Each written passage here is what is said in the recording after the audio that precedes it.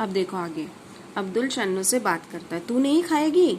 नहीं जी नहीं चाहता खाने को. अनवर जेवला पण खिम्यासाठी हात धरून बसला होता.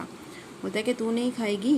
तो वो कहते हैं कि नहीं नहीं आज मेरा दिल नहीं कर रहा है खाने को.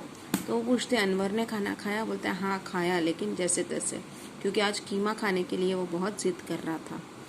अब्दुलच्या हातातला घास हातातच राहिला. एकाकी जेवणावरची इच्छा मरून गेली. बोलते कि ऐसा सुनकर अब्दुल का हाथ एकदम, वो भी थोड़ा दुखी हो गया. उसको अभी खाने की इच्छा ही नहीं होती थी.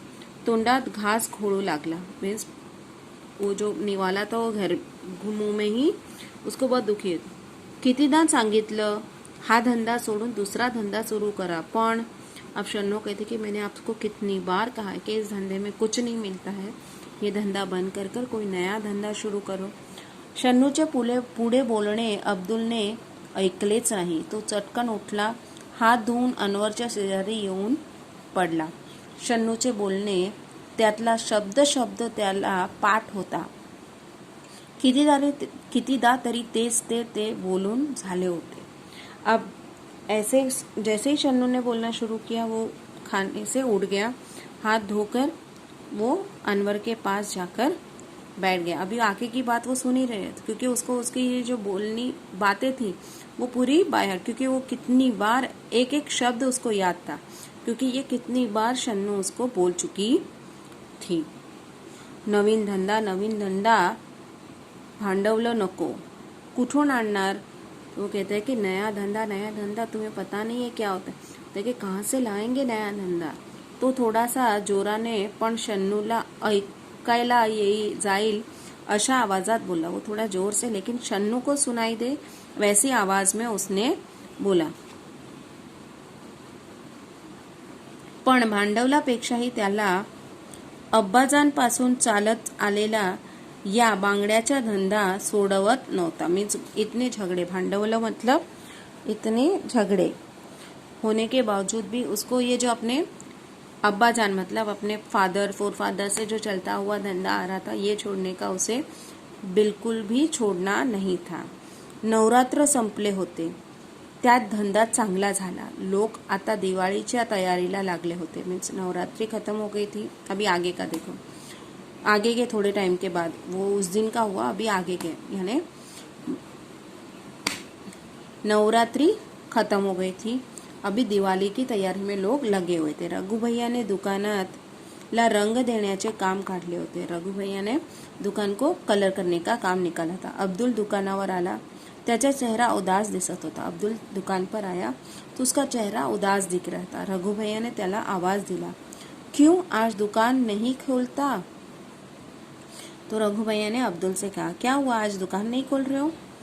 नाही रघु भैया, हे तपोवनाचं आता दाजी साहेबांच्या हाती राहिलं नाही. हे कळलं तेव्हापासून मन नहीं लागत धंधा करायला. बोलता है कि अब मुझे जब से ये पता चला है कि अभी तपोवन का जो भी कामकाज है वो अभी दाजी साहब के हाथ में नहीं है. बोलता है कि जब से ये पता चला है तब से मुझे इस धंधे में अभी दिल नहीं लग रहा है. आता तपोवनाचं काय होईल रे रघु भैया? केवढी मोठी वसाहत, किती रोगी, आता त्यांची कशी काळजी घेतली जाईल रे? बोलता है कि अभी ये तपोवन का होगा क्या रघु भैया? तो कि कितनी बड़ी वसाहत है, उसमें लोग रहते हैं, कितने रोगी उसमें रहते हैं. अब उन रोगियों की देखभाल कौन करेगा? कैसे होगा ये सब?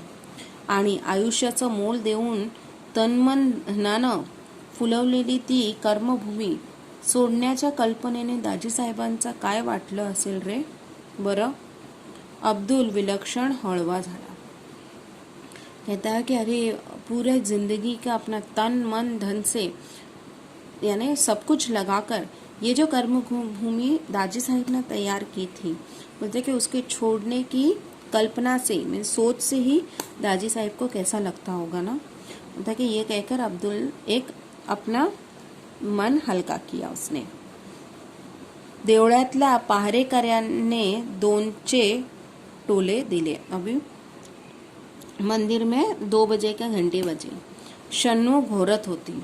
रात का टाइम था. अभी शन्नू सो रही थी. अनवर गाढ़ झोपला होता। अनवर भी गहरी नींद में सोया था। अब्दुल उठा अगदी हलकेच। अब्दुल उठा और आराम से ही कोपऱ्यात बांगड्याच्या पेटीवर ठेवलेल्या पिशवीतील एक एक वस्तू बाहर काढ़ू लागला। मीन्स कोने में जो उसकी बैंगल की पेटी रखी थी उसमें एक बैग में एक एक चीज रखी हुई थी वो निकालने लगी। पावडरचा डब्बा, रुमाल, रिबिनी, पिन्ना, सोनेरी बांगड्या, साध्या बांगड्या, नायलॉनच्या बांगड्या। संक्रांतीला हे सारे तपोवनात नेणार होता। की पाउडर का डब्बा, रुमाल, ribbon, pin, golden bangles, simple bangles, nylon के बैंगल्स, ये सब उसने एक बैग में जमा करके एक संक्रांति पे वो तपोवन ये सब लेके जाने वाला था। तिथे चुडीवाला म्हणून स्त्रिया मुली बाळी धावत धावत त्याच्या जवळ, ये सब वो सोच रहा था। मुझे येणार होता मीन्स वहाँ पे वो जाएगा तो सब लेडीज उसके पास आएगी भाग के बैंगल्स पहनने के लिए। काही काळ तरी सारे विसरून हसणार होत्या। होते कि कुछ देर ही क्यों नहीं वो सब अपना दुख वुख भुलाकर आज खुश होने वाले थे। हसेंगे वो।